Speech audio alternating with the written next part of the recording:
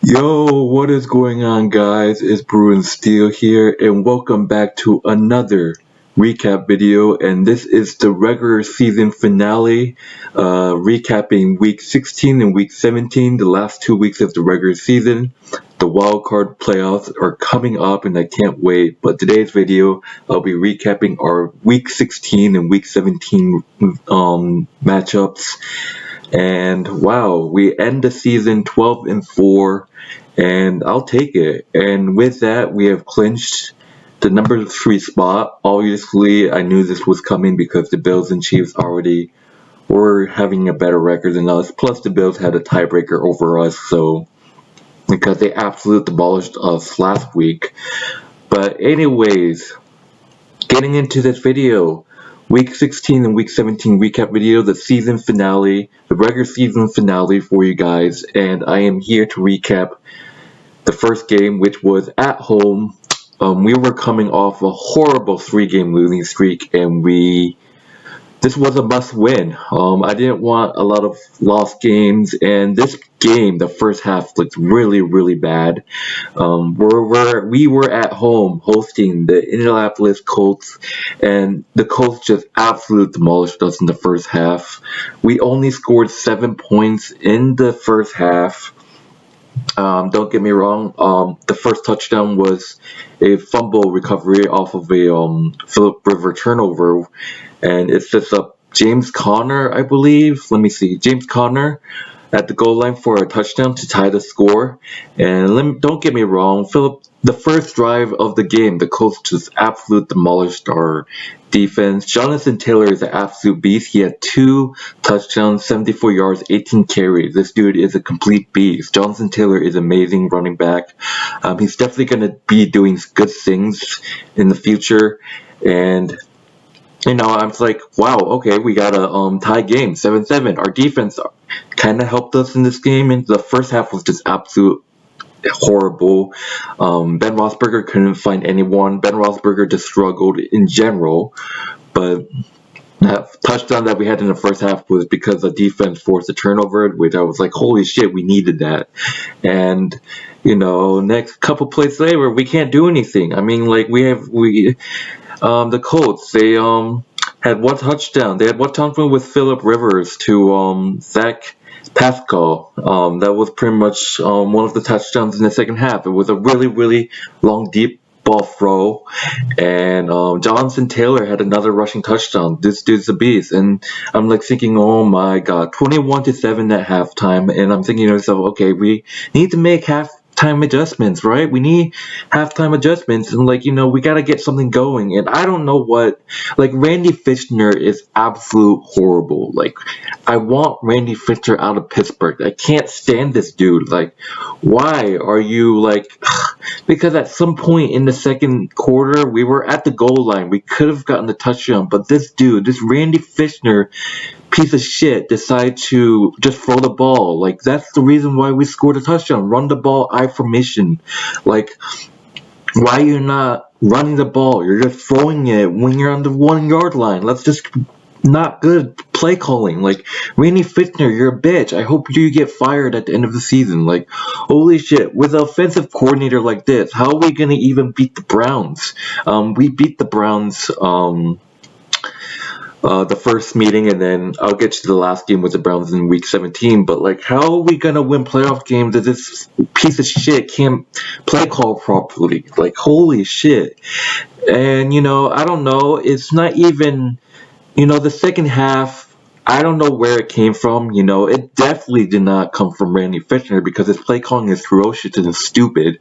I don't know how many brain cells our offensive coordinator have.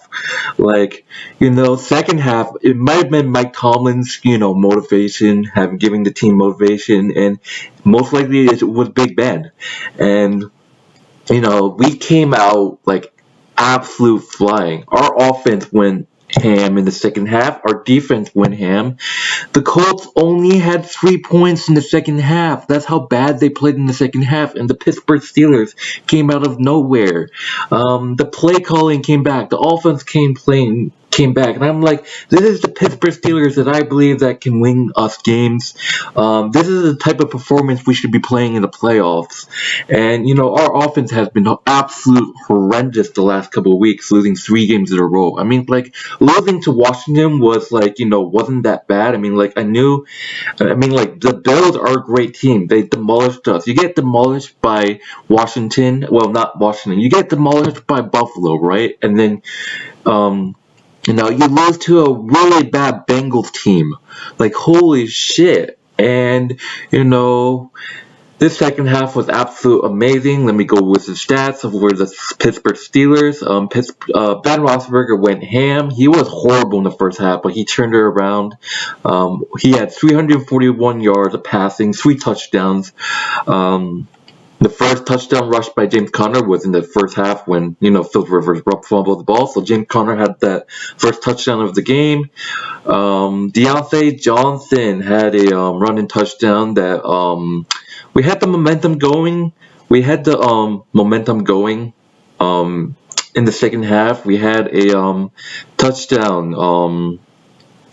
We had a touchdown with Deontay Johnson, and then to get it to a really close 21-24, Eric Ebron with a nice touchdown pass from Ben Roethlisberger. And look, I said all this shit. Steelers fans said all this shit about how Juju Smith-Schuster should stop dancing on team's logo. This dude redeemed himself and put us with the lead. Juju Smith-Schuster with an amazing catch.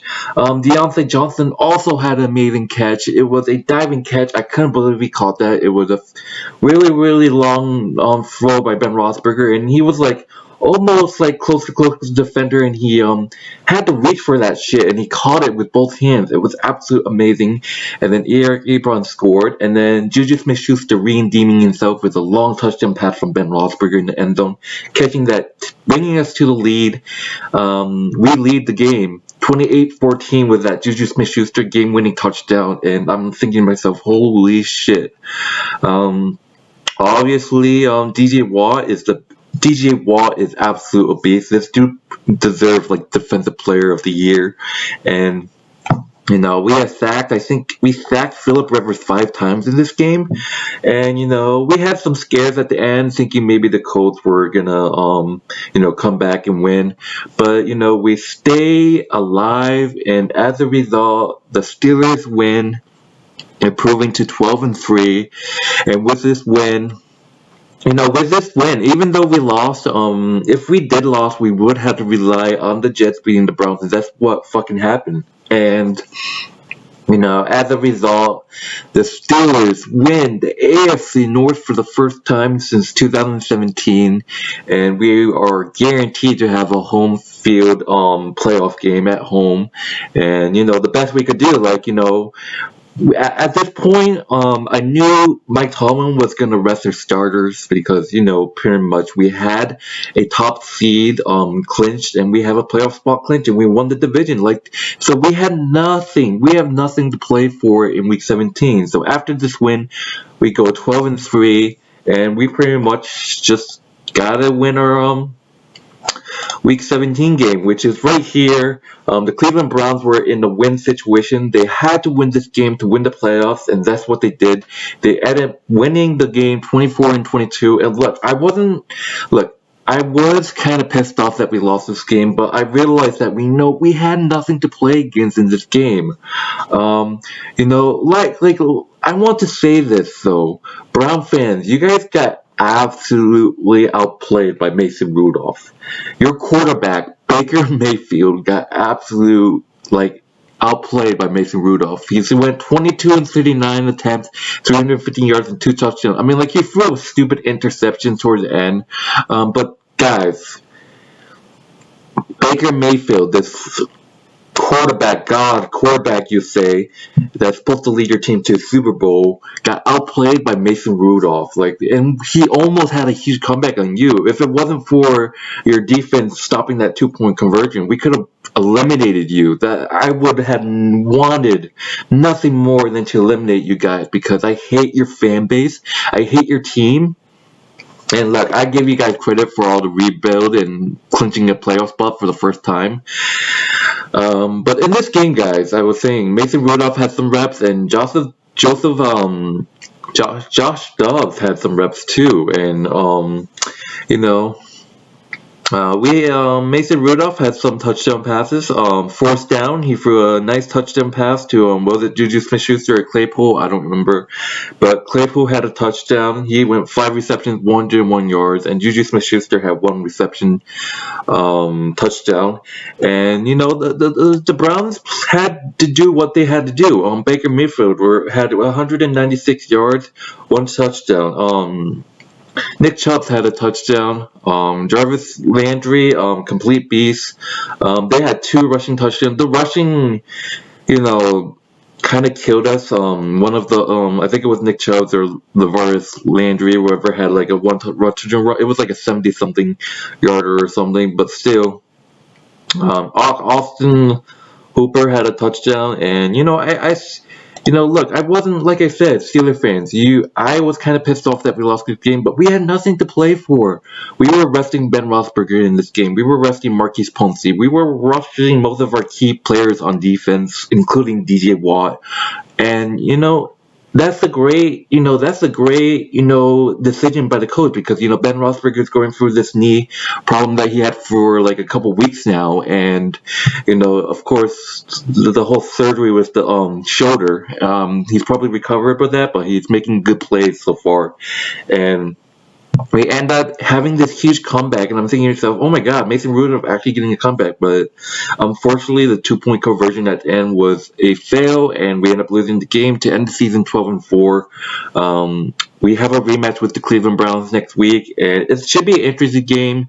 Cleveland has not beat us at Heinz Field since 2002, I think. Maybe Heinz Field wasn't even there yet. I don't know when the Three Rivers,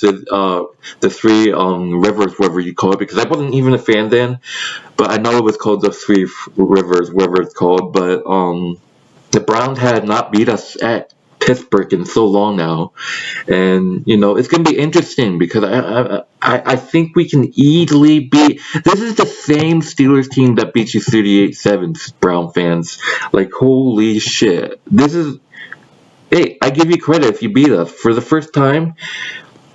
And it's 2003, 2002, you beat us in Heinz Field, and I give you credit. I mean, if you can beat us with all that core, if you can beat us with that team that beat your ass 38-7, I'll give you credit.